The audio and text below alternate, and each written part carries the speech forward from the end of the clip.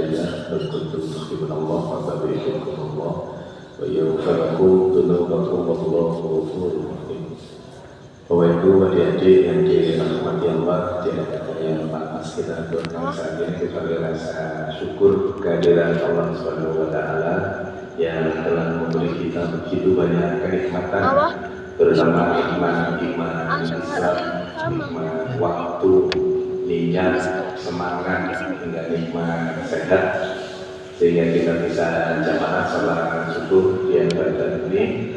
Kemudian dilanjutkan dengan kajian pada subuh dan nanti disambung lagi dengan sosialisasi atau briefing tentang kita. Insyaallah semua dalam keadaan sehat walafiat. Amin. Lebih dari rahmati Allah, bicara tentang hitam itu luar biasa dalam perspektif medis maupun teologisnya, gitu ya. Yang menerapkan secara ada perundang-undangannya, secara ada aturannya, itu malah Amerika Serikat. Hitam itu di sana jadi kewajiban di Amerika itu, diatur juga dengan regulasinya dan seterusnya. Nah, menjadi menarik ketika terus kemudian kita membicarakan bagaimana syariat fitan itu mulai awal dulu sampai terus kemudian kira-kira nanti kapan waktu yang pas untuk dihitan dan seterusnya itu. Jadi kita pahami bersama bahwa syariat fitan ini memang merupakan fitrahnya manusia. Fitrah manusia ada 5, salah satunya adalah hitan itu. Dan pertama kali hitan itu dilakukan atau mulai diterapkan ketika Nabi Allah Ibrahim dihitan. Ada beberapa versi. Ada yang mengatakan kemudian usia 80 tahun dihitan. Hitannya dengan apa? Ada menyebutnya dengan kapak gitu. Tidak bisa bayangkan saat itu dengan segala teknologi yang ada, terus kemudian kita dengan kapak dan seterusnya itu atau kapak itu. Tapi apapun itu, ternyata memang pada perjalanannya itu banyak juga hal yang menjelaskan tentang hal itu. Ya. Secara sederhana dari berbagai macam mazhab yang kemudian menyikapi hitam ini seperti apa, Majelis Sarjana Pimpinan Usaha Muhammadiyah menetapkan bahwa hitam bagi laki-laki itu adalah wajib. Jadi diwajibkan bagi laki-laki. Nah, nanti penjelasan secara medisnya yang kemudian menjelaskan kenapa kok terus kemudian diputuskan wajib itu. Karena ada beberapa mazhab yang tidak mewajibkan, ya, disunahkan saja. Berbeda dengan khitan pada wanita. Kalau khitan pada wanita beda lagi. Jadi yang terakhir Pimpinan Usaha Aisyah menetapkan bahwa kita bagi wanita itu tidak dilakukan. Ya, walaupun mazhab Syafi'i misalkan itu ada 2 pendapat. Ada yang mewajibkan dan kemudian ada yang mensunahkan. Tapi dalam telah medis, keputusan dari Pimpinan Usaha Aisyah itu termasuk juga PBB, WHO dalam hal ini itu memang tidak disyariatkan hitam pada wanita dengan berbagai penjelasannya. Ya, itu pasti jadi lebih paham. Ya. Konteks kita hari ini menjelaskan tentang hitam pada laki-laki. Ini bapak-bapaknya sudah hitam semua.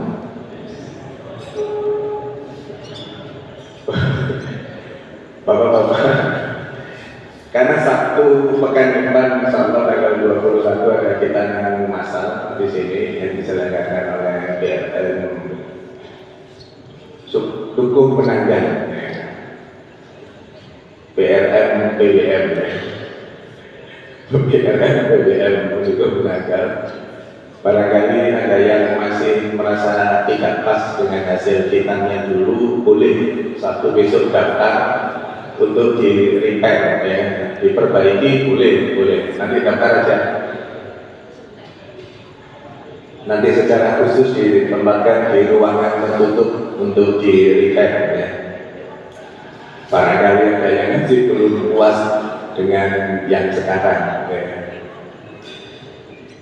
Jadi bagi yang dirahmati Allah, khitan itu dalam konteks pelaksanaannya secara prinsip adalah menghilangkan kulit yang menutupi kepala. Apapun metodenya, pokoknya khitan itu adalah menghilangkan yang menutupi kepala dari, mohon maaf, kemaluan seorang laki-laki. Kapan itu dilakukan? Hasan Husain itu dihitan hari ke-7. Jadi usia 7 hari itu dihitan. Tentu apa yang kemudian terjadi pada Rasulullah itu yang kemudian menjadi bagian dari syariat itu sendiri. Pertanyaannya adalah apa manfaat ketika khitan itu dilakukan usia 7 hari itu? Maka dalam tataran syariat Islamnya bahwa apa yang kemudian dicontohkan Rasulullah itu itulah hal yang baik. Bisa jadi itu hal yang terbaik. Ketika kemudian hari ke-7 itu yang mampu membantu menjelaskan itu, tentu dalam tataran teologisnya hari ke-7, tataran medisnya, kenapa harus hari ke-7? Ternyata bukti-bukti otentik, penelitian-penelitian di dunia kedokteran membuktikan bahwa yang pertama, 20% anak-anak yang bayi yang dilahirkan itu phimosis. Phimosis itu jadi lubang waktu belum dihitan ya, waktu belum dihitan kan kalau pipis keluar lewat lubang itu. Phimosis itu lubangnya itu tertutup atau sangat kecil sehingga anak atau bayi itu kalau mengalami phimosis ketika pipis dia akan butuh waktu, butuh tenaga untuk terjadinya itu. Jadi gampangannya kalau salurannya itu terbuka, ini saluran bukan saluran pipisnya ya, tapi saluran yang keluarnya urin, keluarnya pipis yang dari kulit itu ketika belum dihitan. Nah, ketika itu kecil atau bahkan tertutup, bayi itu atau anak itu yang mengalami phimosis ketika pipis, ketika buang air kecil dia akan mengedan dengan sangat kuat. Dengan mengedan sangat kuat itu nanti akan berpotensi untuk timbul hernia.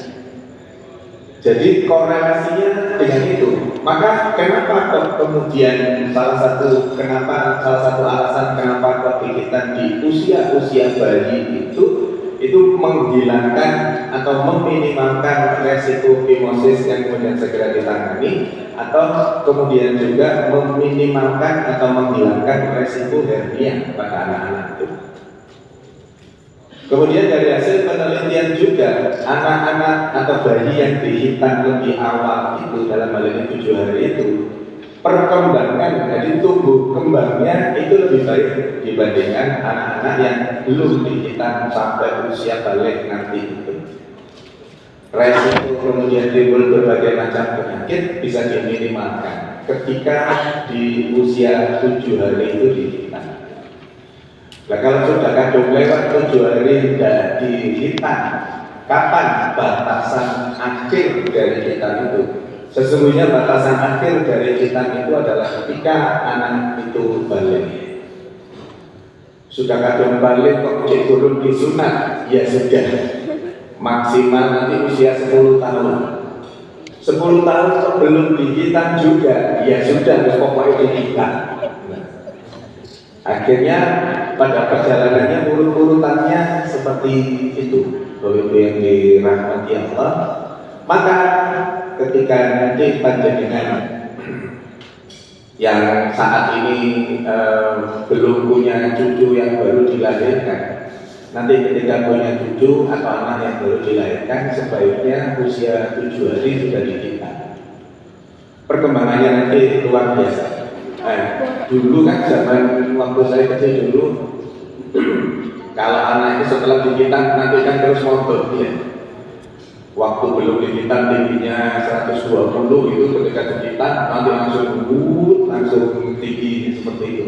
Itu bukan mitos, tetapi memang banyak aspek yang mendukung proses kenapa ketika setelah digitan itu menjadi tinggi anak itu perkembangannya. Salah satunya yang saya jelaskan di depan tadi. Jadi dalam konteks kapan digitan itu sebaiknya usia 7 hari. Kalau toh enggak, pokoknya sebelum balik. Sudah balik kok masih belum gitan, sesungguhnya usia 10 tahun yang sudah ini fase 3 sudah. Kalau toh 10 tahun masih enggak, ya sudah pokoknya digitan. Gampangannya dulu, walaupun itu enggak benar ya. Gampangannya dulu, mulai tambah tua, tambah alot, kulitnya itu tambah repot jadi ngetorin gak bisa lama, enggak. Kekenyalan, ketebalan kulitnya dan terlalu selisih jauh. Maksudnya kitanya ya sama saja. Kecuali kalau ada hal-hal lain. Saya itu pernah kitanan masal di Lumajang ketika kami KKN, kitanan masal di Lumajang. Jadi saya belum jadi dokter, jadi masih KKN. Itu pun belum dokter muda, tapi karena aktif di HMI dan waktu itu ya kan belum ada di FK UB Brawijaya, itu sudah diajari hitam. Nah di Lumajang itu ketika kita ada hal yang menarik. Apa itu? Orang tuanya itu jadi waktu dipotong di hitam itu terus diisi sama gotri. Diisi gotri, tahu gotri? Nah diisi gotri terus dijahit. Jadi gotrinya di dalam lapisan antara batang dan kulitnya itu harus dijahit gini ya. Jadi di dalamnya situ gotrinya muter-muter gitu.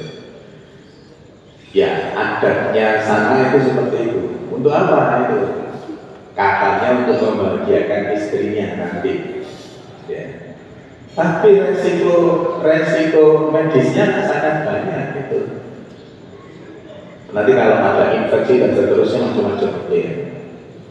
Nah kemudian pada satu waktu gigitan itu nggak bisa dipotong. Jadi sudah dijepit itu dipotong pakai dalam bahasa Indonesia pakai skalpel ya. Dipotong nggak mempat, dipotong nggak tegas, pisaunya itu nggak tegas, pakai guntingnya nggak tegas juga. Ternyata apa? Ini real ini. Ternyata apa? Ternyata anak yang dihitan itu diberi ilmu sama mbah-mbahnya. Jadi nggak tegas sama pisaunya kita. Ya sekali kami paham itu. Wis celuten bapaknya ngomong baik gitu bangun muncul kondisi gitu. Akhirnya dilepas ilmunya itu dilepas baru bisa dihitan. Di Lekok Pasuruan, kalau Pasuruan Lekok itu kan pantai. Itu ketika dihitan sudah dihitan kita masal itu setelah dihitan waktu kita pegang telur kasih dua lagi. Ya situasinya sana ya, pegang telur. Setelah dihitan itu yang bahaya budaya di sana. Setelah dihitan anak itu langsung dicelupkan air pantai Lekok itu. Langsung dicelupkan ini.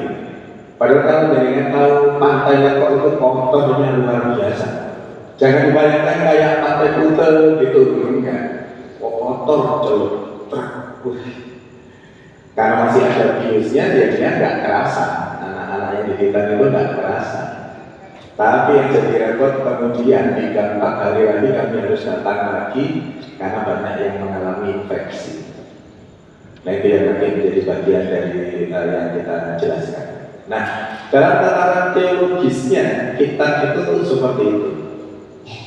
Jadi wajib, waktunya, metodenya tentu dengan segala perkembangan zaman yang ada ini akan banyak hal yang kemudian bisa dilakukan mencari bagaimana caranya kita itu akhirnya tidak menimbulkan trauma pada anak-anak, tidak menimbulkan rasa sakit, dan bahkan kemudian itu memunculkan sebuah keberanian bagi anak bahwa saya harus kita. Ya. Jadi metodenya berbagai macam, nanti akan kita jelaskan. Berikutnya adalah dalam tataran medis. Dalam tataran medis, kita itu apa untungnya? Apa manfaatnya? Sebagian sudah kami sebutkan. Satu, untuk menghilangkan resiko fimosis itu. Kalau fimosisnya itu dihilangkan, jadi terapinya fimosis tadi itu kan ini kepalanya, ini kulit yang menutupi, kulitnya itu yang tersumbat. Dari situ kan ada lubangnya itu tersumbat. Ketika lubang yang tersumbat ini dihilangkan dengan gigitan, maka kan langsung kepalanya langsung terlihat, tidak tertutupi dengan kulitnya itu tadi, maka resiko untuk hernianya jadi minim atau bahkan hilang sama sekali. Hernia yang inguinalis dan scrotalis itu ada dua jenis hernia yang di paha itu sama yang mohon maaf di buah zakarnya anak itu. Resiko-resiko itu bisa diminimalkan. Yang berikutnya adalah kaitan dengan infeksi. Dan Allah telah menyebutkan innallaha yuhibbut tawwabina wa yuhibbul mutatahhirin. Allah itu sayang dengan orang-orang yang bertobat dan orang-orang yang mensucikan diri, orang yang membersihkan diri. Jadi kalau ditanya syariat fitan di Al-Quran itu di mana ayat ini? Innallaha yuhibbut tawwabina wa yuhibbul mutatahhirin itu. Nah, maka orang-orang yang bersih dalam konteks ini menghilangkan potensi timbunan air pipis, timbunan urin di antara kepala dan bagian mulutnya itu, maka resiko terjadinya infeksi saluran kemih menjadi jauh berkurang. Karena nggak ada timbunan kotoran lagi, nggak ada timbunan bakteri-bakteri yang kemudian nendon ketika air pipisnya masih nanjon di situ. Dan data menunjukkan, bahwa yang dirahmati Allah, orang-orang yang menderita infeksi saluran kencing, ISK, saluran kencing, saluran pipis, itu sebagian besar orang-orang non-muslim. Kenapa? Karena mereka tidak memikirkan hal itu sama sekali, sementara Islam mengatur itu dengan sangat baik. Jadi menghilangkan najis dan seterusnya itu diatur betul. Bapak-bapak, kalau yang pernah ke mall itu ketika pipis, kalau kita kan begitu pipis, airnya dikeluarkan untuk kemudian kita bersihkan dari najis dan seterusnya itu. Kalau orang-orang muslim kan enggak. Selesai pipis, terus ditutup langsung sama gini itu, terus langsung pergi. Itu resiko infeksinya sangat kuat, sangat besar. Mulai infeksi di saluran paling depan, uretra, dari ginjal, ureter, kandung kemih, uretra. Infeksi mulai uretra, naik nanti ke kandung kemih, nanti naik ke ureter, naik lagi ke ginjal. Itu potensi infeksinya sangat tinggi, dan Islam mengatur itu dengan sangat hebat. Maka resiko-resiko infeksi saluran kencing mulai ginjal, ureter, kandung kemih sampai uretra minim sekali di kita umat Islam ini. Jadi kejadian-kejadian infeksi saluran kencing itu banyak di orang-orang non muslim. Apalagi terus kita kan bingung ketika tempat pipisnya di mall itu misalkan ya, atau kemana itu yang pakai sensor. Setelah kita pipis nggak keluar airnya, ketika kita pergi baru airnya keluar, karena memang konsepnya membersihkan tempat pipisnya itu dari pipisnya seseorang, bukan konsep membersihkan diri yang pipis. Itu kan konsep itu sekarang sudah banyak dan itu salah itu dalam tataran Islam, tataran medis itu salah. Maka ketika kemarin ke Jepang bingung ya terus. Jadi bujui tempat pipisnya gitu. Setelah pipis mikir keluar airnya baru kita bisa beristinja gitu ya. Nah, potensi untuk kemudian terhindar dari infeksi saluran kemih akan ada. Jadi ketika kita itu menghindari resiko infeksi saluran kemih itu. Berikutnya, ternyata dengan dihitan itu menghindari pula resiko yang terkait dengan, mohon maaf, kemandulan. Jadi mandul pada laki-laki itu resikonya bisa diminimalkan dengan hitan itu. Kan setelah hitan jadi lebih jago semua kan, dan lebih terbukti dalam berbagai macam penelitian membuktikan tentang hal itu. Kemudian menghindari penyakit menular seksual, PMS, penyakit menular seksual. Itu juga cara menghindarinya salah satunya dengan hitan itu, tadi itu timbunan bakteri, kuman, virus yang kemudian tidak keluar dan tertahan di mulut itu menyebabkan resiko infeksi termasuk penyakit menular seksual yang tinggi. Dan yang paling ditakutkan adalah resiko kanker penis. CA penis itu banyak terjadi pada orang-orang yang tidak hitan. Maka ketika seseorang itu dihitan, resiko untuk CA penisnya itu menjadi berkurang bahkan hilang resiko itu.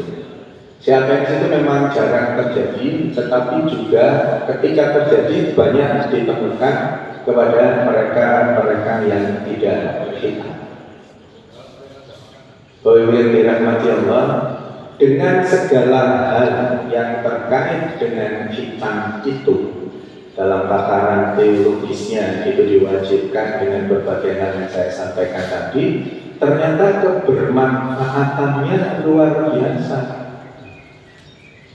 Tanpa kita sadari, satu hal yang sering kami mungkin tidak banyak dipahami orang adalah tumbuh kembangnya si anak. Tumbuh kembang anak itu ketika kemudian ada gangguan, jadi tumbuh dan kembang itu berbeda, makanya namanya tumbuh kembang. Tumbuh itu lebih ke arah fisiknya, berat badannya, tinggi badannya dan seterusnya. Kembang itu lebih ke arah kondisi psikologinya, kondisi pikirannya, kondisi otaknya dan seterusnya itu. Itu dua hal yang ketika anak itu dihitan lebih awal, lebih dini, itu bisa optimal seperti yang saya sampaikan tadi itu. Nah, bersyukur kita ketika kemudian BRM Sukomanunggal ini mengadakan hitanan massal. Sukomanunggal, cukup menang.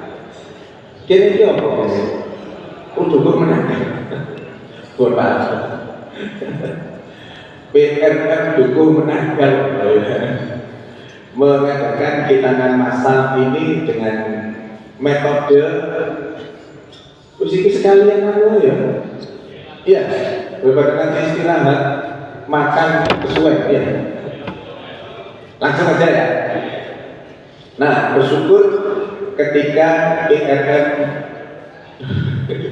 Dukuh Menanggal ini mengadakan hitanan massal yang kemudian tidak ecek-ecek gitu ya. Hitanan massalnya itu optimal. Kenapa? Satu, metodenya kalau jenengan nanti akan browsing gitu ya, metode hitan yang terbaik itu apa, itu nanti pasti muncul jawabannya adalah metode menggunakan laser atau counter. Jadi counter atau laser nanti insya Allah tidak ada perdarahannya sama sekali. Jadi nggak berdarah. Loh itu ada metode yang lain, manual misalkan. Manual itu ya manual kayak kita dulu, jadi kan kita pakai cala atau dokter. Nah, cala itu pakai spring gitu ya, langsung tring wes. Nah, cala itu mesti tidak seapi dokter betul itu. Enggak. Metode dulu itu antara cala dan manual. Manual itu dokter terus digunting dan seterusnya itu disesuaikan dengan ini. Kalau cala kan pokoknya ditarik, seret, terus kira-kira pas, kakak itu langsung ya. Kalau dokter kan diatur seberapa banyak dikuranginya itu bisa diketahui ketika disunat dokter. Sunat dokter itu akhirnya pada perkembangannya itu muncul yang disebut kotor atau laser itu, yang metodenya tidak menimbulkan perdarahan dan bisa untuk segala jenis ukuran titiknya. Kalau menggunakan metode misalkan smart clamp yang pakai ini cincin itu, itu ketika titik anaknya itu kecil, karena anaknya gemuk, titiknya kecil, nggak ada ukurannya, nggak bisa nempel di situ. Maka metode laser atau kotor inilah yang kemudian menjadi pilihan bagi kalangan medis. Jadi metodenya dengan metode itu nanti. Nah, yang perlu kami sampaikan adalah hal-hal yang perlu disiapkan apa saja supaya gampang diingat. Kita atur menjadi 3 waktu. Yang pertama, apa yang dilakukan sebelum anak itu dihitan. Jadi kalau hitannya Sabtu, nanti Jumatnya apa yang dilakukan. Kemudian pas hitannya Sabtunya, kemudian setelah hitan nanti apa yang harus dilakukan. Pak namanya, soto apa? Wis kelongan. Gak apa disiapkan dulu, mundur sedikit kan, saya coba ya. Jadi apa yang harus dilakukan atau persiapan apa sebelum anak-anak itu kita hitan, artinya hari Jumatnya apa yang harus dilakukan. Satu, anak-anak kita jangan terlalu capek. Ya, berarti kita seperti biasa boleh ya ojo sore ini bal-balan mulai jam 5 sampai maghrib bal-balan terus itu. Kalau itu jadi kesehariannya, untuk hari Jumat besok jangan sepak bola dulu, sudah diam saja di rumah, jangan terlalu banyak melakukan aktivitas, terus tidurnya maksimal jam 9. Jangan melebihi jam itu, karena nanti pasti akan repot, karena bangunnya harus pagi, harus nyiapkan macam-macam. Dan yang kemudian sering kali pada tataran medis salah dilakukan oleh orang tua yang anaknya hitan adalah Jumatnya itu dipijat. Ada yang punya rencana nanti Jumatnya dipijat? Jangan dilakukan. Jangan ya, jangan ya. Jadi jangan dipijat hari Jumatnya itu. Sudah biarkan alami saja. Hitan itu hal yang biasa saja. Hitan itu beda dengan nikah. Kalau nikah itu betul diiklankan, artinya disiarkan. Oh ya, aku nikah dan seterusnya itu. Kalau hitan itu biasa saja, nggak butuh diiklankan. Nggak butuh terus nanti diadakan. Tapi kalau kemudian diacarakan di rumah masing-masing sebagai bagian dari rasa syukur itu, ya silakan. Pokoknya tak utang. Pelaksanaannya itu nggak kemudian utang sana sini, mau semua disunat tak ono acara. Nah, itu yang jadi salah ketika seperti itu. Ya. Nah, malamnya tidur jangan terlalu larut. Sorenya pada saat mandi sore, biasanya mandi sore kan anak-anak kita itu mandi. Ketika mandi panjenengan yang harus melihat, ayah bundanya yang harus melihat apakah area gigitan yang area tempat yang akan digigitan nanti itu bersih atau tidak. Pastikan. Jadi jenengan hari ini besok Jumat itu harus melihat sendiri. Kadang-kadang anak-anak kita itu kalau mandi ya harus menikuai sudah. Kemudian nanti apa timbul ya apa ngomongnya bolong itu ya, bolong kaki gitu itu resiko kalau di kita nanti bisa berpotensi infeksi. Maka itu yang harus dibobrok gitu ya. Itu yang harus dibersihkan betul. Jadi kalau ada kaki-kaki ada kotoran itu jenengan harus pastikan bahwa itu nanti sudah bersih. Kami beberapa kali menemukan ketika sudah di tempatnya untuk akan digigitan, ternyata kotornya luar biasa. Jadi akhirnya kerja beberapa kali bersihkan itu dulu. Sementara kan kalau kita masal yang tunggu banyak, khawatir nanti dolim sama yang lain secara waktu, maka disiapkan, dibersihkan dulu di rumah untuk sorenya itu, dan kemudian tidur. Bangunnya nanti diatur supaya nggak sampai telat dan dicek juga kebersihannya tadi itu. Kemudian apabila anak yang akan digigitan sudah mulai tumbuh rambutnya juga harus dipotong, dikering, harus dihilangkan karena itu nanti punya potensi resiko infeksi nanti. Jadi ketika sebelum kita hal yang disiapkan, jangan banyak aktivitas. Sore mandi dibersihkan betul, ayah bundanya yang harus ngecek apakah betul-betul bersih anak-anak kita yang akan kita itu. Kemudian tidurnya jangan terlalu malam, walaupun kalau saya bicara baunya disiapkan sarapan anak-anaknya kita gitu. Siapkan, sebaiknya sarapan dulu saja di rumah. Khawatirnya nanti nunggu sarapan itu keluar, anaknya ini sudah kandung lapar, apalagi terus kemudian nanti nunggu antrian dan seterusnya, ada potensi nanti nggak nyaman anaknya. Mungkin sebaiknya sarapan dulu aja di rumah kalau memungkinkan itu. Walaupun panitia juga menyiapkan sarapan, gitu ya. Kemudian seperti biasanya kemudian berangkat ke tempat. Saya nggak tahu pembagian baju koko hari ini berarti saat kita dipakai. Nah, dipakai semua biar seragam. Kalau seragam di fotonya bagus nanti ya. Di-upload di IG, di-upload di TikTok itu bagus kalau seragam semua gitu ya. Nah, sebelum atau perakitan seperti tadi itu. Berikutnya adalah saat hitannya. Tadi metode hitannya menggunakan metode laser.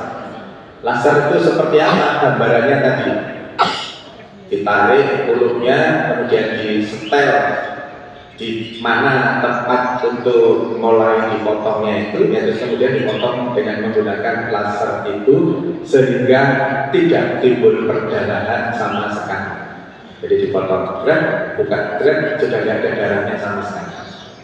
Jadi akhirnya sudah langsung terhitan. Metodenya seperti itu. Maka dibutuhkan bersihnya yang akan dihitan, termasuk area di seputar yang akan dihitan itu harus bersih. Bagaimana teknisnya? Yang pertama, anak itu nanti akan dibius sehingga kemudian tidak terasa sama sekali, dan tim kami dari RSU Aisyah Siti Fatimah Tulangan akan ngetes apakah betul-betul anestesinya atau biusnya itu sudah merasuk. Kami punya teknik untuk ngetes apakah itu sudah terbius atau tidak, karena ada anak-anak kita itu yang bujuk sudah nggak kerasa tapi ngomong jadi kosong. Itu kami punya cara untuk mengetahui bahwa ini itu sudah terbius. Anak itu kan pengalamannya baru saat itu kan, hitam. Kami pengalamannya sudah tahunan untuk melihat itu. Jadi kami tahu mana yang sudah terbius dan tidak, mana yang anak itu bohong seolah-olah masih terasa dan mana yang sudah tidak. Ketika sudah terbius itu nanti ya metodenya seperti tadi itu. Kemudian apakah nanti ada jahitan atau tidak tergantung kepada kondisi masing-masing. Kondisi masing-masing anak. Anak-anak itu kan titiknya ukurannya ya macam-macam loh ya. Yang gemuk potensinya itu titiknya sembunyi di dalam perutnya. Jadi yang kalau gemuk ya itu yang di luar itu kulitnya saja, kepalanya masuk ke dalam gitu. Maka ketika anak kita yang akan dihitan itu nanti gemuk, teknis untuk hitannya akan membutuhkan waktu yang sedikit lebih lama. Kenapa? Karena harus ada yang menekan perutnya supaya kepalanya keluar. Walaupun kita menyebutnya burung, itu nggak bisa dikedai gini keluar, nggak bisa. Ya, walaupun menyebutnya burung, ya. Itu nggak bisa gini disiul-siul terus keluar, itu nggak bisa. Harus ditekan perutnya, baru dia keluar. Nah, ketika keluar baru kemudian dilakukan teknis hitannya itu. Nah, metodenya secara garis besar seperti itu. Nanti butuh dijahit atau tidak itu nanti. Nah, ketika butuh dijahit, nah ini hebatnya BRM Dukuh Menanggal. Kalau dijahit dengan benang, benangnya itu nanti minta benang yang terbaik. Benangnya itu nanti langsung jadi kulit. Jadi nggak perlu kayak jahitan yang lain itu nanti kontrol jahitan gitu kan ya. Kontrol jahitan, jahitannya diambil, nggak perlu itu. Jadi luar biasa BRM Dukuh Menanggal ini. Tepuk tangan untuk BRM Dukuh Menanggal. Dukuh Menanggal. Salah tok ae kan. Jadi BRM Dukuh Menanggal ini luar biasa. Miliknya untuk anak-anak cucu kita yang akan dihitan pengen yang terbaik. Salah satunya dengan benang itu. Jadi benangnya itu nanti nggak usah diangkat, nggak usah kontrol, nggak usah apa-apa. Benangnya itu nanti jadi daging, langsung jadi daging. Jadi nggak usah mikirkan kok melepas jahitannya, oh nggak perlu melepas jahitan karena sudah langsung jadi daging. Nah, bagi yang dirahmati Allah, pengalaman kami sekian puluh tahun kita namasan itu. Kalau ayah bundanya kuat melihat hitan, jadi ini yang kita anak kedua atau ketiga, dia laki anak kedua ketiga sudah pernah dampingi hitan anak yang pertama atau anak kedua, silahkan kalau kuat untuk mendampingi tidak apa-apa.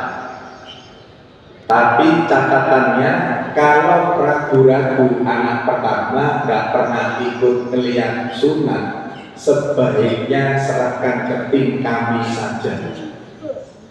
Jadi dengan sudah nunggu di luar saja sambil berdoa, anaknya biar kami saja yang ngatur. Kami yang akan menghitannya, kami yang akan men-setting itu semua, dengan tidak usah masuk ke ruang hitan. Karena tiap kali kami hitanan massal, terakhir di Pandaan. Ya, terakhir. Oh masih ada lagi selain Pandaan. Kemarin di Aliklas Delta Sari, ya itu juga di kami. Itu gaya-gayaan kuat. Wah harus ngomong, yo melok ikut. Masuk ke dalam ketika dihitan bapaknya yang pingsan. Lainnya kene boleh dandani wong loro iki mulyane. Ngerawat yang hitan dan dihitan sama bapaknya. Gua ya terus melo-melo ya. Iki yang apa? Wah kuat walau ngono ae.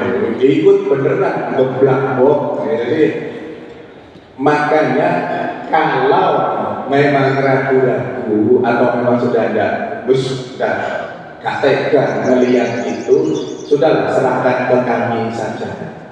Jadi biar kami saja yang ngeluh dan seterusnya itu. Kami punya hipnoterapis. Jadi kalau ada yang agak rewel itu nanti kami hipnoterapis. Kami hipnotik gampangnya ya, bukan dalam bentuk hipnotik seperti kuya-kuya gitu, enggak. Ini hipnoterapi jadi untuk anak yang akan didikan itu supaya jauh lebih tenang anaknya. Ya. Berapa lama waktu yang dibutuhkan untuk kita? Masing-masing anak yang menyebabkan berapa lama waktu kita yang berbeda. Jadi titik tekannya saya ngomong anak yang menyebabkan berbeda waktunya. Kenapa? Karena dokter-dokter kami insya Allah semuanya sudah expert, semuanya sudah punya kemampuan yang sama. Jadi semuanya akan, jika yang digital nggak masalah semua, waktunya sama semua, di antara 10-15 menit lah satu anak. Yang lama itu wujudnya duduk jalan ke bed itu yang lama itu. Di mana Fatimah waktu kita masalah kemarin 2 Desember itu saya sampai merunia anak yang mau digital, juga bapak yang anaknya rewelnya setengah mati, terus kemudian orang tua tolong dicobakan ini dok. Ya sudah, terus dulu dia akhirnya mau jalan. Ya tentu kita nggak berharap nanti ada yang seperti itu. Maka penting bagi orang tuanya, ayah bundanya, atau kakek neneknya untuk membuat anak atau cucu kita yang akan didikan itu nyaman. Jangan ditakut-takuti. Termasuk teman-temannya yang lain jangan saling menakuti. Diberi gambaran bahwa laki-laki itu yang memang harus kita, supaya nanti tetap nggak najis, supaya sholatnya nanti diterima, harus namanya sederhananya seperti itu. Jadi harus ditumbuhkan, ya laki-laki itu harus sunat, harus kita, nggak sakit kok. Wong cuma kayak digigit semut, memang benar kayak digigit semut ininya waktu memasukkan anestesinya itu. Dan yakinlah 100% bahwa yang ngitan itu tidak sakit sama sekali. Ya, yakin 100% yang nyunat itu nggak sakit sama sekali.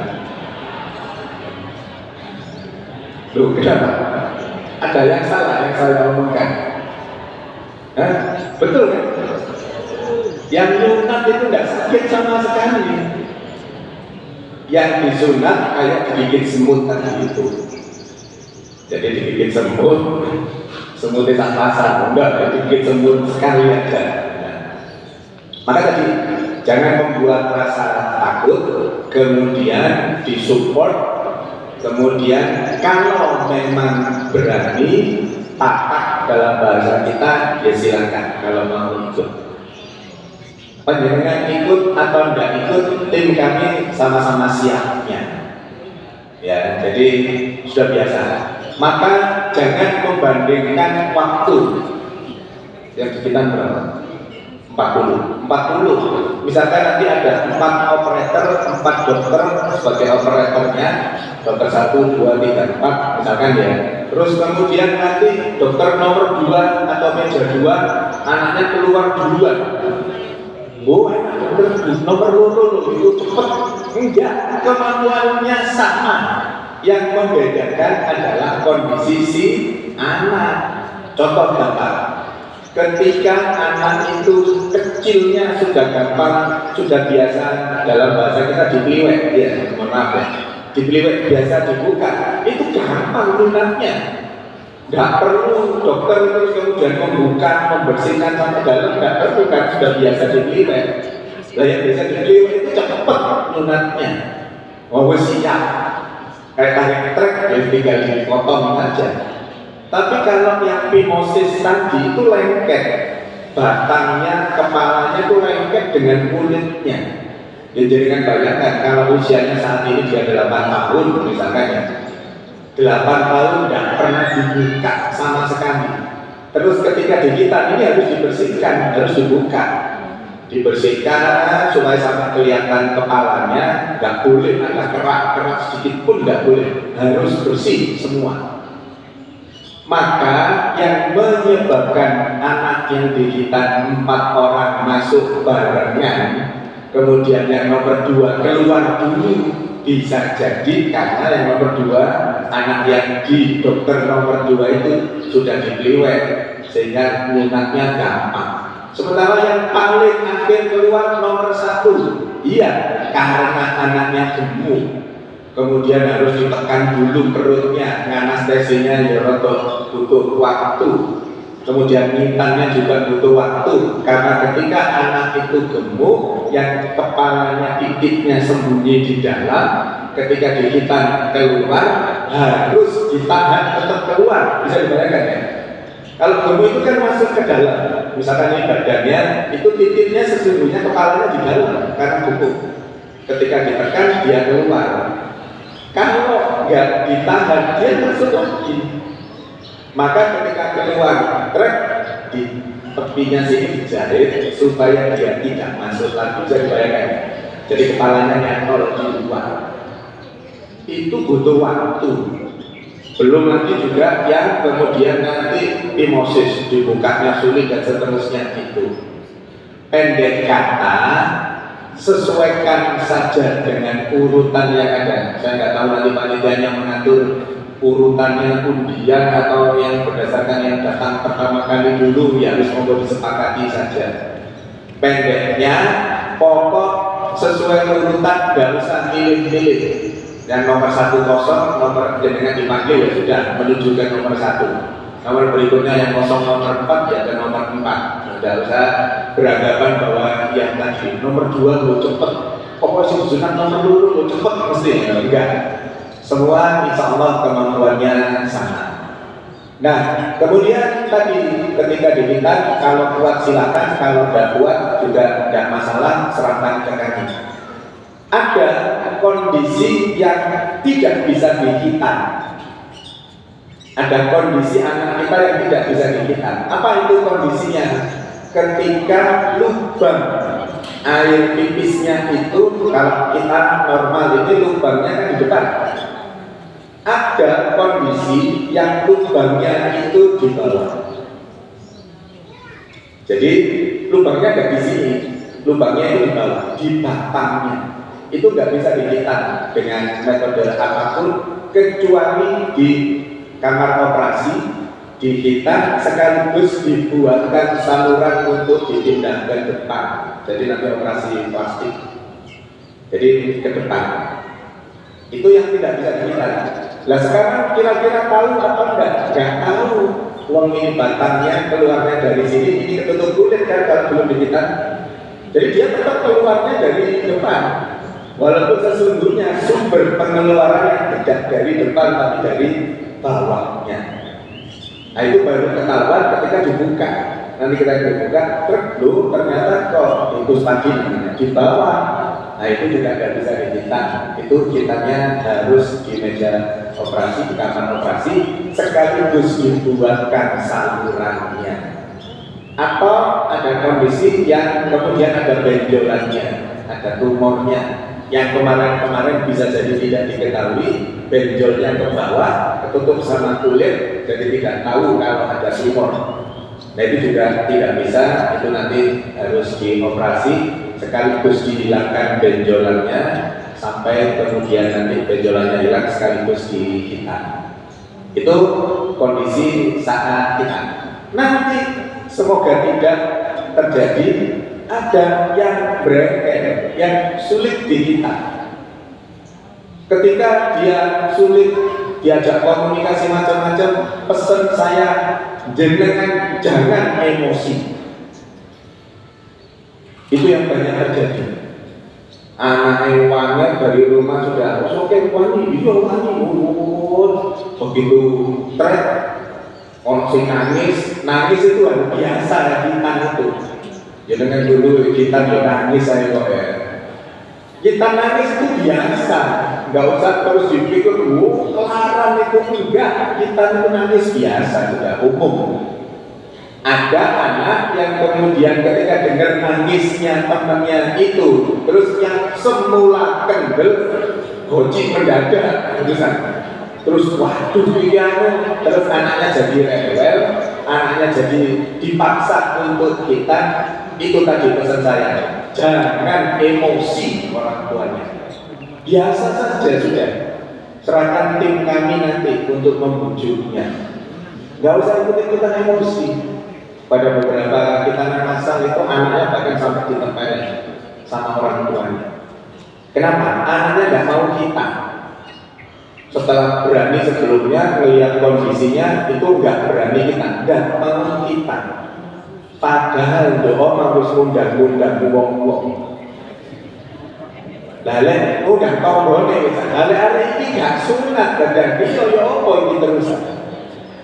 Makanya emosi orang tuanya, marah-marahnya ditempelin, nggak perlu seperti itu. Nanti yang kesulitan seperti itu supaya tidak mengganggu yang lainnya urutannya, nanti ditaruh sesi paling belakang. Jadi setelah kalau dibujuk nggak bisa ya sudah biarkan saja sampai tumbuh keberaniannya kembali. Kalau masih nggak bisa ya sudah sampai terakhir semua nomor 40 penawaran ada di panjenengan sebagai orang tuanya. Kami bisa melakukannya dengan tidak menimbulkan trauma pada anak, tapi tetap dipaksa. Dipaksa itu dalam konteks dipeganginya. Jadi nanti kami punya tim yang memegang itu. Kalau ada anak yang mendadak tidak berani di kita, maka tadi itu penting dikondisikan, jangan sampai anak kita itu merasa tidak nyaman. Perlu dikondisikan, jangan ditakut-takuti, di hadiahi apapun yang monggo, mustahil kok yang sunat, tak cukup sepeda motor, misalkan. Aku kok mau mio, apapun lah itu yang bisa menyebabkan anak itu menjadi nyaman, gitu ya. Nah, ketika sulit tadi itu ada dua pilihan, tetap dihitam dengan dipaksa tanpa menimbulkan trauma, atau jadinya habis gak usah sakno arah dihitam tidak jadi dihitam, ya silakan, nggak masalah. Makanya ditaruh belakang, ya gitu ya. Itu saat hitamnya, teknis hitamnya nanti diatur panitia, urut-urutan dan seterusnya diatur panitia, kapan mulainya nanti diatur panitia. Berikutnya adalah setelah hitam. Jadi metode hitamnya nanti beda dengan kita dulu. Kita dulu kan setelah hitam diperban apa buatan? Diperban. Ketika diperban, perbannya kering, dibuka, berdarah lagi. Ya. Ketika sudah kering, dibuka, berdarah lagi, diperban lagi, nanti gitu lagi. Nah, metode outer atau laser nanti itu rawat lukanya terbuka. Karena tidak ada perdarahan, maka tidak perlu diperban. Hanya kondisi tertentu saja nanti yang diperban. Dengan berbagai macam kesulitan ketika kita itu ada yang diperban, tapi 99% tidak diperban. Jadi rawat lukanya terbuka. Jadi titiknya setelah dihitam tadi hanya diolesi salep saja. Nanti bagiannya diberi salep, diolesi salepnya saja. Maka karena nanti rawat lukanya terbuka, sebaiknya anak cucu panjenengan yang dihitam pakai celana dalam yang khusus hitam. Itu disiapkan panitia. Oh,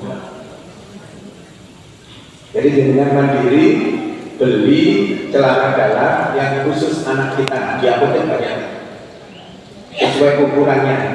Jadi bentuknya nanti celana dalamnya itu dalam depannya ada gemblungnya gini. Jadi ada penduduknya gini.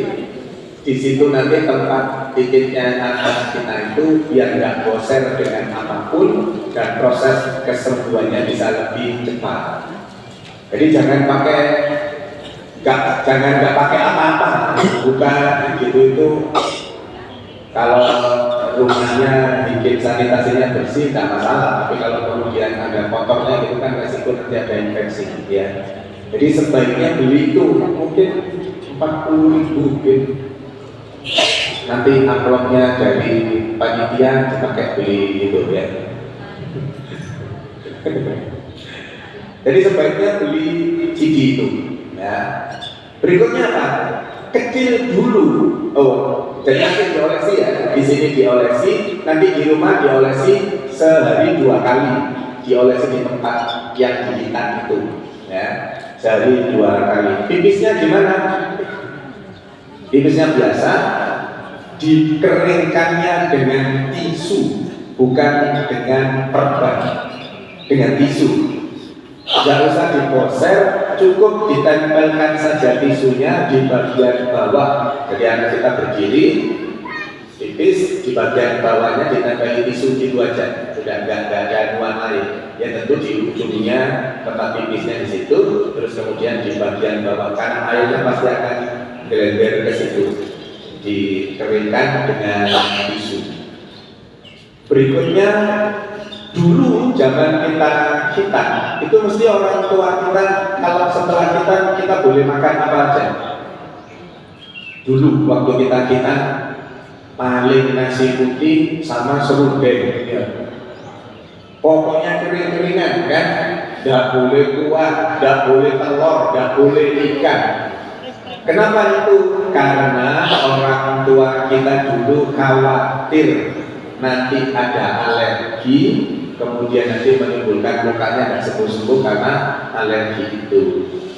Nah, catatannya ketika anak cucu kita yang akan dihitan besok itu tidak pernah punya riwayat alergi dengan makanan tersebut, dalam hal ini telur, ayam, ikan dan seterusnya itu kemarin tidak punya riwayat alergi, justru nanti setelah kita banyak makan makanan itu, karena makanan itu tinggi protein, proses penyembuhannya jadi lebih cepat. Jadi bukan seperti dulu nasi putih sama serundeng, boleh makan rawon, boleh makan ikan penyetan tempe, penyetan ikan, penyetan telur, boleh, selama anak kita tidak punya riwayat alergi dengan makanan itu. Paham ya Bapak Ibu ya? Jadi tidak masalah diberi makanan apapun selama kemarin tidak pernah punya riwayat alergi terhadap makanan atau kondisi tersebut. Jadi kemudian setelah itu pulang, diolesi, pulang di rumah apa yang dilakukan? Makan tadi itu seperti biasa. Terus kemudian kalau yang dihitan itu boleh mandi kan? Anak cucu kita yang dihitan itu boleh mandi kan? Harus mandi.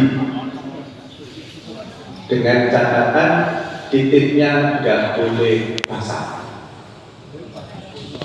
Ayo udah justru titik nggak oleh terus itu. Maka harusnya pakai diseka. Tapi prinsipnya harus mandi. Jangan gara-gara kita terus kemudian nggak mandi, nanti malah kotor. Ya tetap mandi, maka caranya gimana? Ya diseka itu. Jadi tetap harus bersih, ya harus diseka badannya itu. Itu tugasnya orang tuanya masing-masing. Jadi harus tetap terjaga kebersihannya. Berapa hari sebelumnya nanti dengan segala hal yang secara normatif dilakukan. Kitabnya nggak ada masalah apa-apa, terus kemudian diolesi tadi salepnya sehari 2 kali, insya Allah dalam waktu nggak sampai sepekan, insya Allah sudah kering. Nanti akan dibuat WA group. Jadi anggotanya nanti kami dari tim medis Rumah Sakit Umma Isya Siti Fatimah Tulangan dengan panjenengan nomor-nomornya nanti kita buat grup WA grup khitan masal Masjid Al-Badar katanya. Dukung menanggal. Nah, nanti informasi apapun di situ nanti. Jadi nanti kami memandu, kami menanyakan gimana kondisinya. Kalau nggak ada apa-apa dan itu yang kita harapkan, ya sudah. Jadi nanti biasanya terjadi apa yang terjadi itu nanti ada semacam kerak di kepalanya di kita tadi itu. Kok bisa? Iya, 10 tahun atau 8 tahun tertutup kemudian dibuka, itu kena udara saja nempel di situ. Nanti kalau gambaran ketika dibuka itu nanti warnanya bisa macam-macam. Ada putih, merah, abu-abu di kepalanya itu. Karena sekian tahun tidak dibuka, kemudian dibuka, waktu dibersihkan itu warnanya bondeng-bondeng karuan. Biasa saja. Nah itu nanti yang kemudian berpotensi menimbulkan kerak.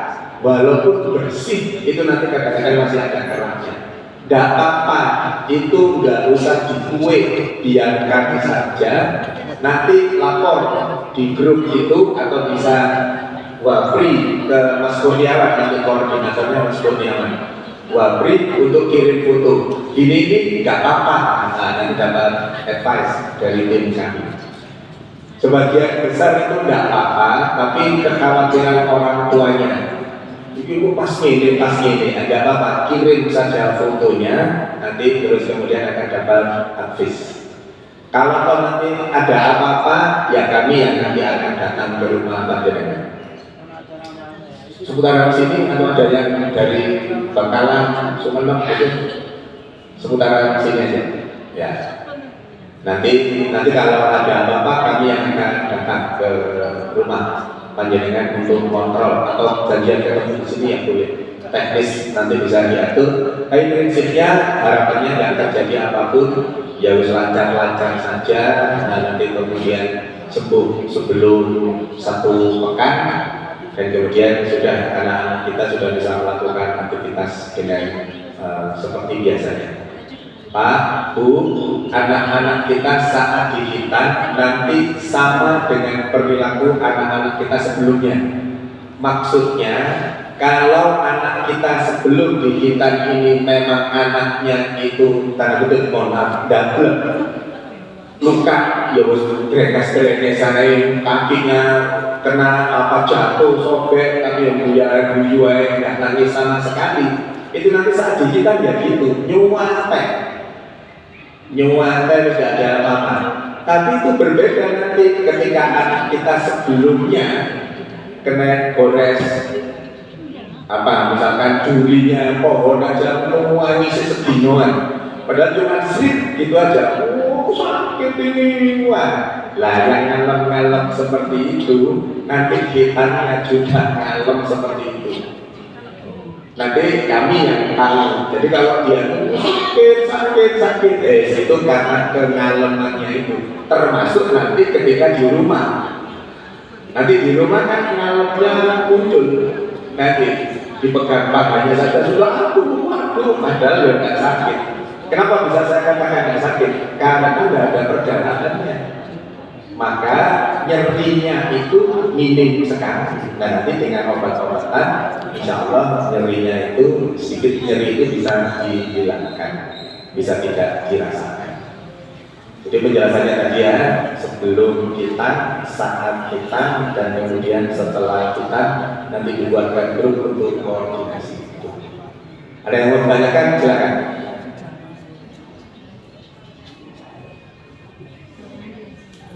Nggak ada? Sudah paham ya? Terus tinggal disiapkan seperti tadi, didoakan nanti semuanya lancar. Nanti sebelum kita juga akan adakan seremonial itu. Insya Allah secara normatif karena kita menjalankan syariat Islam, menjalankan fitrah manusia, salah satunya di kita. Insya Allah semuanya nanti akan diberi kemudahan, jalan lancar dan semua anak kita, cucu kita nanti bisa sembuh dengan cepat dan bisa melakukan aktivitas seperti semula. Amin. Kalau ada yang tanyakan, saya kira itu yang bisa saya sampaikan. Semoga ada manfaatnya. Mari kita tutup dengan bacaan hamdalah dan doa majelis bersama-sama. Alhamdulillahirabbil alamin. Subhanakallahumma wa bihamdika asyhadu an la ilaha illa anta astaghfiruka wa atubu ilaik. Nasrun minallah wa fathun qarib wa basiril mu'minin. Assalamualaikum warahmatullahi wabarakatuh.